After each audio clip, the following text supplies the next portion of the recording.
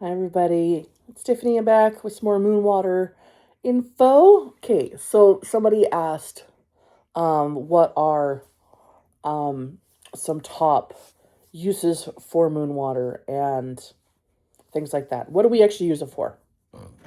We've got this jar of water. What do we use it for? All right. Okay, so getting into that, first of all, it's how you prep it.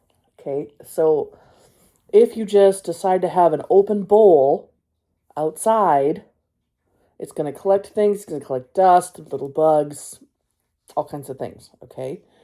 That would be your water that you're going to use after you clean it up for anointing things, doing some washes, making cleansers, things like that for anointing. That is for topical use only.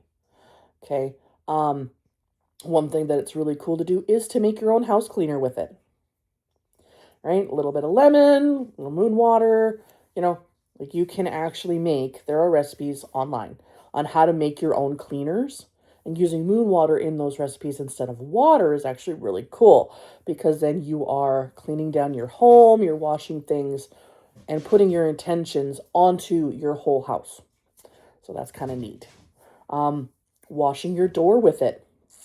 That one's a top one. I really like that one. You can make moon water specific to every task you want to do. You could literally have a row of mason jars all labeled on what each one is going to be for. There's no limit to how many you can make. So if you want to have a jar this is for door wash, this is for home protection, prosperity, good company, more visitors, less visitors, all those different things. So then you can have another one that's for, you know, protection, cleaning house, uplifting energy, like thinking about those things, right? And sorry, my eye is itchy.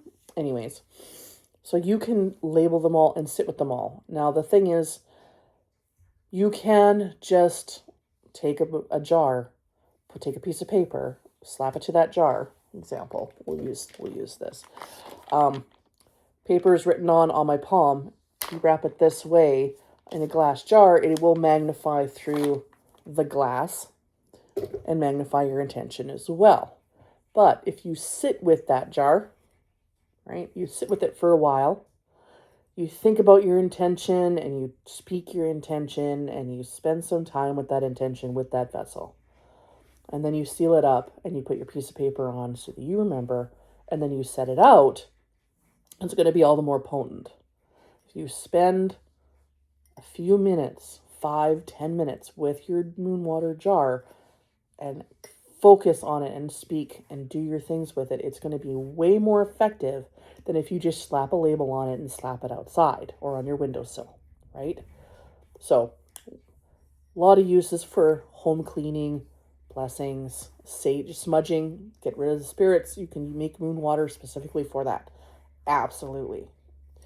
Um, you can make washes for yourself. Wash your hair with it. I love washing my hair with a jar of moon water.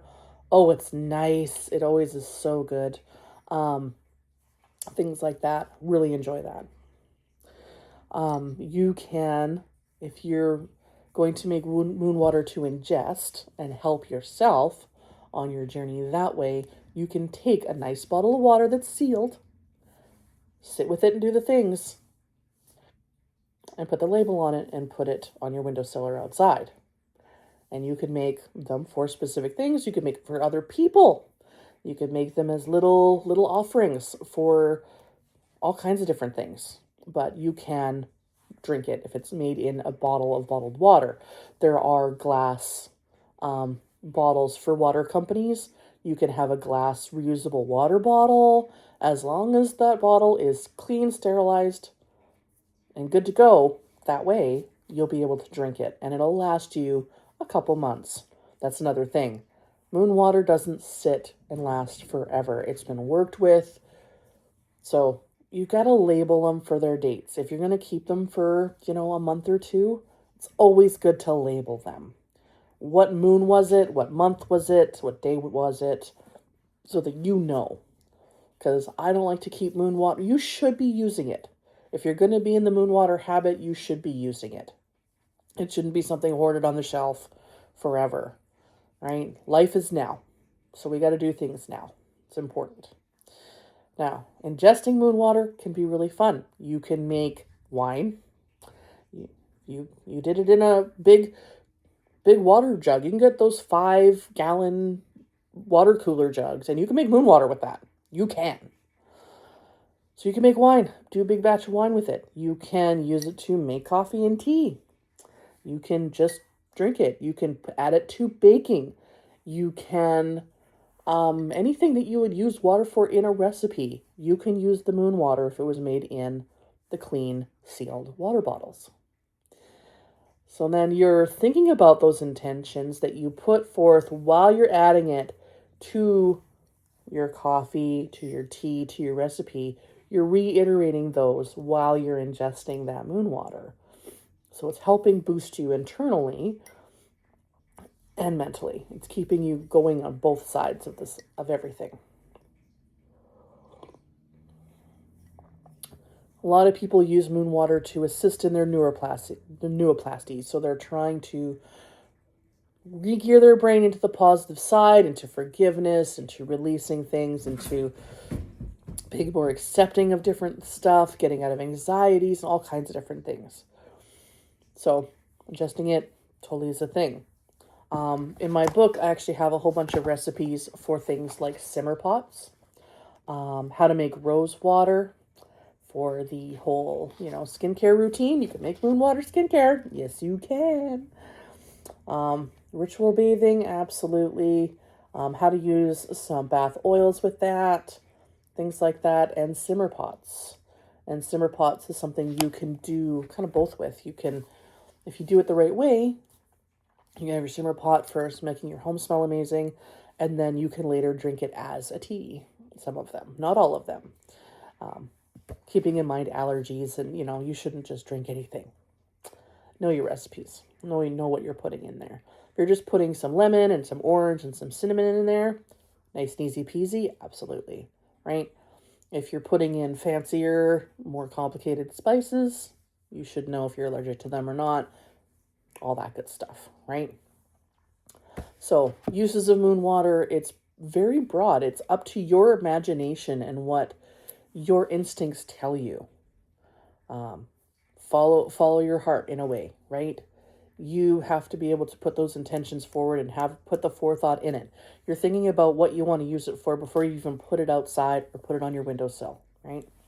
So you got to think those things through, right? Do the normal water safety. But the other thing is too, we're going to do another video on outside and how we can gather water naturally and from natural sources as well. We're going to get into a video of that soon too.